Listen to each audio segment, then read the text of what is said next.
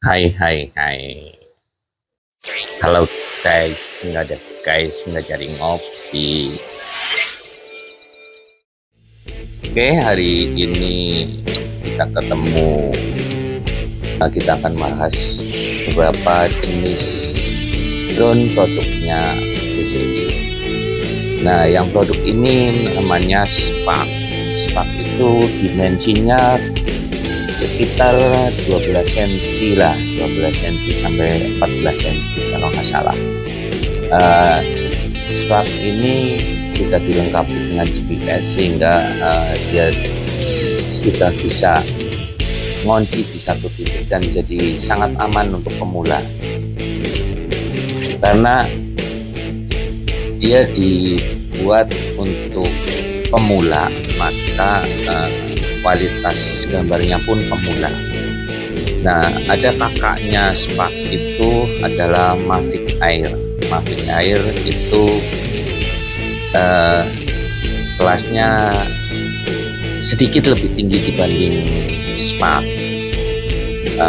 Dia juga sudah dilengkapi GPS dan ada sensor di bawah. Kualitas kameranya juga lebih bagus dibanding DJI Spark. Ini sudah layak lah untuk usaha-usaha video wedding atau company profil, jadi bukan company besar, company. Nah, setelah itu ada jenis Mavic Pro. Mavic Pro badannya lebih besar, kualitas gambarnya juga lebih besar lagi karena dia sudah sampai ke 4K kualitas gambarnya. Apa sih 4K? Nah, ini juga orang-orang kadang-kadang suka apa, ini udah 4K apa belum? Nah, sebenarnya 4K itu adalah perbandingan lebar kali tinggi jumlah piksel di dalam lembar video. 4K itu 4000 kali 2900 sekian piksel per lembar video. Nah, Mavic 2 Pro. Mavic 2 Pro itu ya jenisnya Mavic, cuma dia punya sensor depan, belakang, samping, sama bawah. Ya biasa kan DJI kan gitu, kalau beda naikin kelas dikit, nambahin sensor ini, sensor itu. Nah, ini sudah dilengkapi itu. Jadi fungsi sensor itu sebagai pelindung. Jadi seakan-akan drone itu ada di dalam bola radar. Jadi kemungkinan terjadi crash itu sedikit. Cuma biasanya karena teman-teman terlalu percaya dengan radar itu, lupakan bahwa itu sudah pada kerja apa belum. Nah, ini juga menyebabkan human error. Nah, selanjutnya ada Mavic 2. Mavic, bahasa Inggrisnya itu Mavic, cuman saya lebih enak senang nyebut Mavic 2 zoom. Bedanya ada di lensa kameranya. Kalau kameranya di sini dia sudah bisa zoom optical, jadi ada zoom digital, ada zoom optical. Bagusan mana sih? Ya pasti lebih bagusan yang optical sebenarnya. Oh iya, saya kasih tahu nih.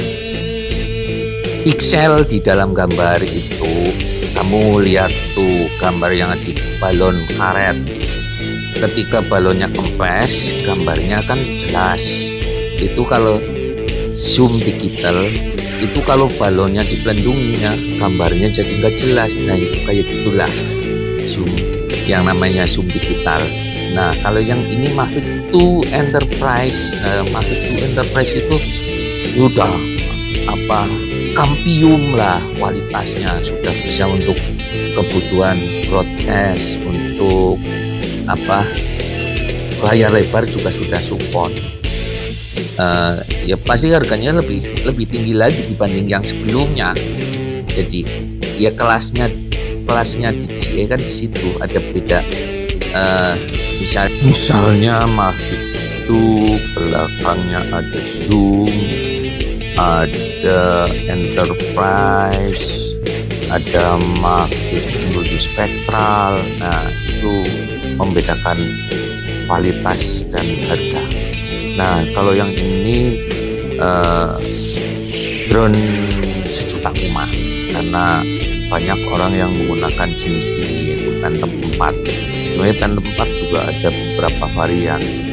Phantom 4 polos itu tanpa sensor, Phantom 4 Advance itu ada sensor depan. Kalau yang ini Pro itu udah keliling, depan, belakang, samping kanan, samping kiri, dan bawah. Jadi dia lebih aman gitu, lebih banyak sensor, maka dia lebih mampu menghadapi rintangan.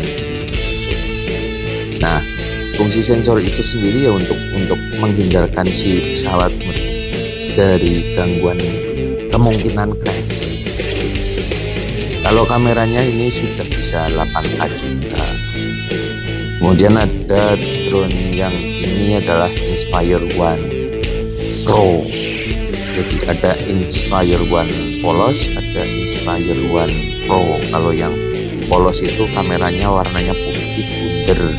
Nah, kalau yang Pro ini sudah kameranya lensanya bisa zoom optical, diafragmanya bisa buka, segala macam. Pokoknya drone ini memiliki dua remote, satu remote untuk mengendalikan drone, satu remote untuk mengendalikan kamera. Baterainya dia punya satu, kapasitas baterai biasanya bisa terbang 25 menit dan ideal dipakai 18 menit. Kamera bisa dia bisa berputar 360 derajat dan tilnya itu bisa 180 derajat. Nah, ini kakaknya dari Inspire One, jadi Inspire 2. Dia mempunyai lensa kamera yang lebih bagus, dan dia punya mounting untuk custom kamera. Baterainya ada dua, dia bisa gunakan sampai 45 menit, tapi ideal dipakai sekitar 35 menit. Kenapa saya menyarankan itu ya, biar pasti bahwa drone itu bisa pulang, karena banyak sekali kecelakaan yang tidak kontrol, ternyata baterainya nggak cukup buat pulang. Jadi ya kalau nggak terbang di atas sungai atau di atas air, kalau pas baterai habis dan jatuhnya di air gimana coba? Nah, itu yang mesti kita jagain.